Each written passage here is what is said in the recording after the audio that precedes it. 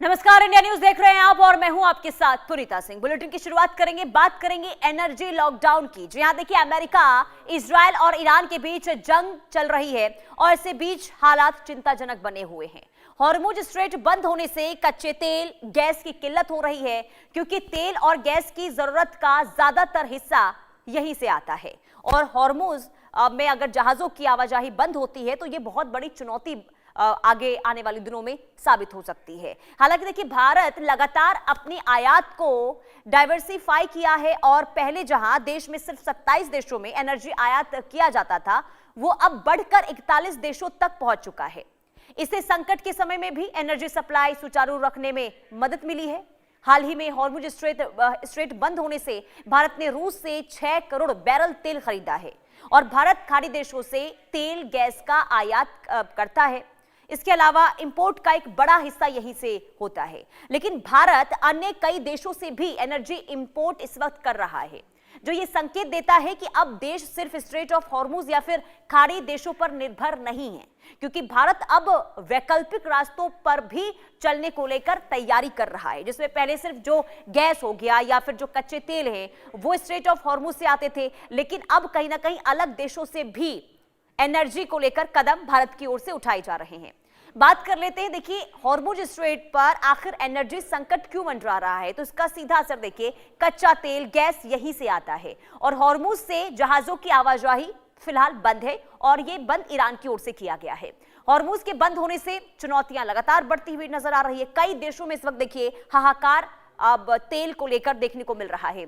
Energy supply सुचारू रखने में अब ये जो रास्ता है, जो स्ट्रेट ऑफ हॉर्मुज है, वो काफी अहम साबित होता है। ऐसे में जब जहाजों की आवाजाही यहां से बंद हो गई है तो कहीं ना कहीं एनर्जी सप्लाई को लेकर बहुत बड़ी चुनौती यहां पर खड़ी हो गई है, क्योंकि एनर्जी सप्लाई सुचारू रखने में मदद अब नहीं मिल पा रही है और कई देश इससे इस वक्त जूझ रहे हैं। हालांकि भारत की जो कूटनीति रही है उस वजह से भारत के लिए तो रास्ते खोल दिए गए हैं स्ट्रेट ऑफ हॉर्मुज के, लेकिन बाकी देशों में अभी भी संकट जो है एनर्जी को लेकर वो शुरू हो चुके हैं और कई देशों में, खास करके अगर फिलिस्तीन की बात करते तो फिलिस्तीन में हमने देखा था कि कैसे भारी परेशानियों का सामना इस वक्त वहां के लोग कर रहे हैं। अब सभी देशों के झंडे अब आपको बताते हैं कि कैसे किन किन देशों में एनर्जी इमरजेंसी जो है अब इस वक्त देखने को मिल रही है। देखिए, बात अगर फिलिस्तीन की करते हैं तो 3 देशों में एनर्जी संकट इस वक्त बरकरार है। कौन कौन से वो देश है वो आगे हम आपको बताएंगे। सबसे पहले बात फिलिस्तीन की कर लेते हैं। सरकारी दफ्तरों में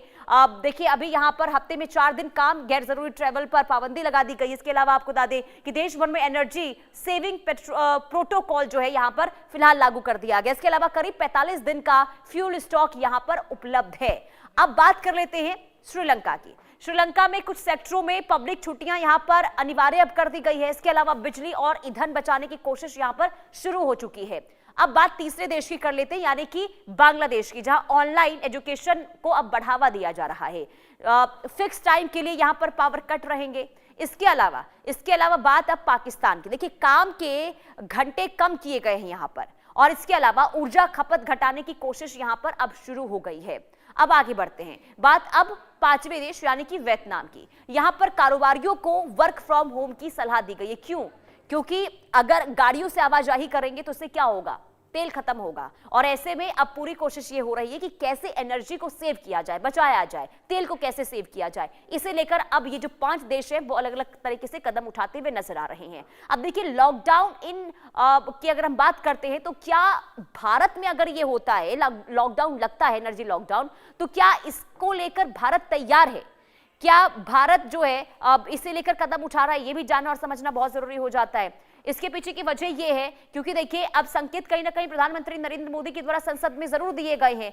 तो भारत आखिर लॉकडाउन को लेकर कैसे कदम उठा रहा है, क्या भारत की पूरी तैयारी है, वो हम आपको बता देते हैं। देखिए, हॉर्मुज रूट से करीब 50% तेल गैस सप्लाई पूरी तरीके से प्रभावित हुई है। इसके अलावा देखिए, एलपीजी सिलेंडर के लिए लंबी लाइनें देखने को मिल रही, क्योंकि कहीं ना कहीं देखिए लोगों के अंदर जो अफवाहें देखने को मिल रही है, जो अफवाहें फैली है, उसका असर इस वक्त देखने को मिल रहा है। सप्लाई पर असर साफ दिखाई दे रहा है और इसके साथ ही इंडस्ट्रियल गैस सप्लाई में कटौती की गई है और यह भी हमने आपको जानकारी दी थी कि कैसे सप्लाई में अब पूरी तरीके से यहां पर कोशिश की जा पर ये कटौती की जाए, यानी कि कम किया जाए। एलपीजी प्रोडक्शन यहां पर बढ़ा दिया गया और सरकार की ओर से भी कहा गया कि कोशिश ये कीजिए कि प्रोडक्शन को ज्यादा से ज्यादा बढ़ाया जाए। अब 27 से बढ़कर 41 देशों से तेल गैस जो है वो अब आयात शुरू हो चुका है। सप्लाई के लिए अब नए विकल्प यहां पर तैयार किए जा रहे हैं।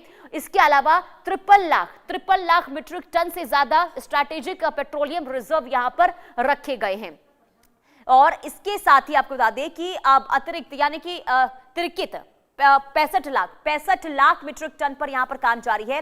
वहीं पिछले 11 साल में रिफाइनिंग क्षमता जो है उसमें बहुत बड़ा इजाफा हुआ है। यानी कि अगर भारत के लिहाज से बात करते तो भारत के पास देखिए अभी पर्याप्त चीजें हैं, जिस वजह से भारत के अंदर संकट इतनी जल्दी आएगा, लॉकडाउन को लेकर स्थिति जो है अब इतनी जल्दी कोई यहां पर इतना जल्दी कोई कदम उठाया जाएगा ये कहना देखिए इस वक्त यहां पर मुश्किल है। लेकिन अब आगे बढ़ते हुए बात कर लेते हैं कि आखिर कैसे स्ट्रेट ऑफ हॉर्मुज अगर बंद हुआ है तो पश्चिम एशिया में स्थिति और हालात खराब दिनों दिन होते हुए नजर आ रहे हैं। देखिए दुनिया भर में तेल गैस की सप्लाई जो है प्रभावित हो रही है और सबसे ज्यादा नुकसान किसे हो रहा है? यूरोपीय देशों को झेलना पड़ रहा है, क्योंकि इन देशों से सिर्फ तेल गैस ही नहीं बल्कि अन्य दूसरी चीजों की सप्लाई भी बंद हो गई है। अब यूरोपीय देशों का ईस्ट एशियाई देशों के साथ व्यापार काफी हद तक स्ट्रेट ऑफ हॉर्मुज पर निर्भर करता है। अब ऐसे में इस रास्ते को खोलने के लिए फिर से कवायद शुरू हो गई है, जिसके लिए अमेरिकी राष्ट्रपति डोनाल्ड ट्रंप ने जो प्लान बनाया है उसमें दुनिया के 30 देश शामिल हो सकते हैं। अब वो प्लान क्या है और कैसे ये लागू होगा, आपको एक रिपोर्ट के जरिए दिखाते हैं।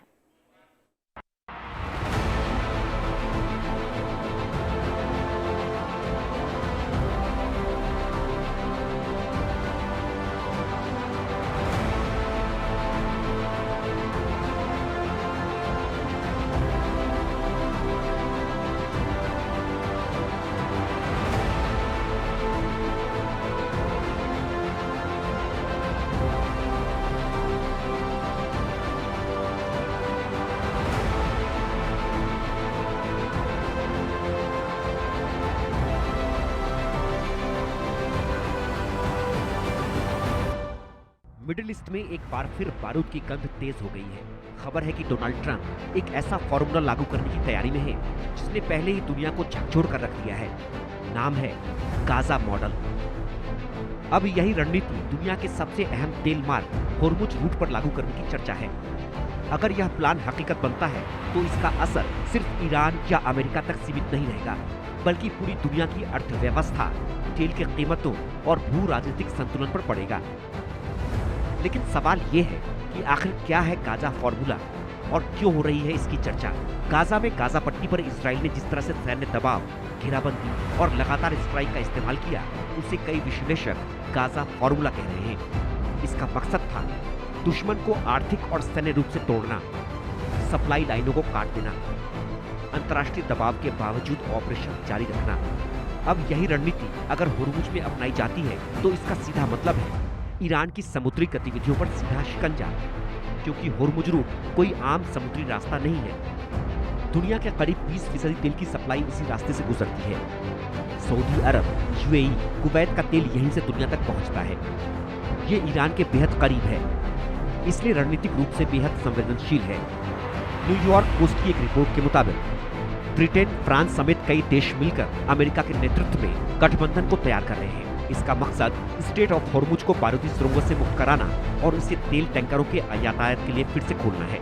ब्रिटेन उन लगभग 30 देशों के शिखर सम्मेलन का आयोजन करने के लिए काम कर रहा है जो स्ट्रेट ऑफ होर्मुज को फिर से खोलने के लिए कोशिशों में जुटे हैं। लेकिन अगर यहाँ तनाव बढ़ता है तो तेल की कीमतें आसमान छू सकती हैं और वैश्विक मंदी का खतरा पैदा हो सकता है। इसलिए अमेरिकी रणनीतिक हलकों में चर्चा है कि ट्रंप की टीम 3 लेवल की रणनीति पर काम कर रही है।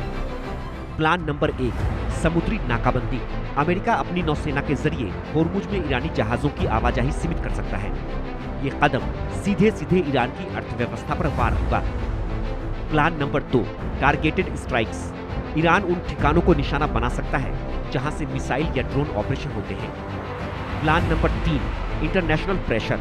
अमेरिका अपने सहयोगियों सऊदी अरब और संयुक्त अरब अमीरात के साथ मिलकर ईरान को वैश्विक स्तर पर अलग थलग करने की कोशिश करेगा।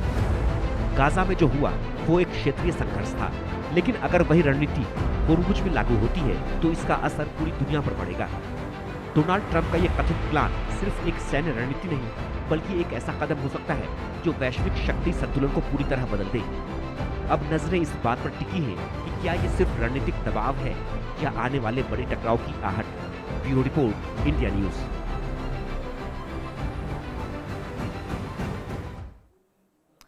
आगे बढ़ते बड़ी खबर सामने आ रही है। ईरानी आर्म्ड फोर्स कमांड ने बहुत बड़ा दावा किया है। मिडिल ईस्ट में सभी अमेरिकी ठिकाने नष्ट कर दिए गए हैं। अमेरिकी कमांडर्स सैनिकों की तलाश जारी है और लोग छिपे हुए हैं, अमेरिकी सैनिकों को खोजे जा रहे हैं। ये बड़ी खबर, ये बड़ा दावा किया गया है ईरान की ओर से। मिडिल ईस्ट में सभी अमेरिकी ठिकाने नष्ट किए गए हैं, ये दावा हुआ है ईरान की ओर से। अमेरिकी कमांडर्स और सैनिकों की तलाश वहां पर लगातार जारी है।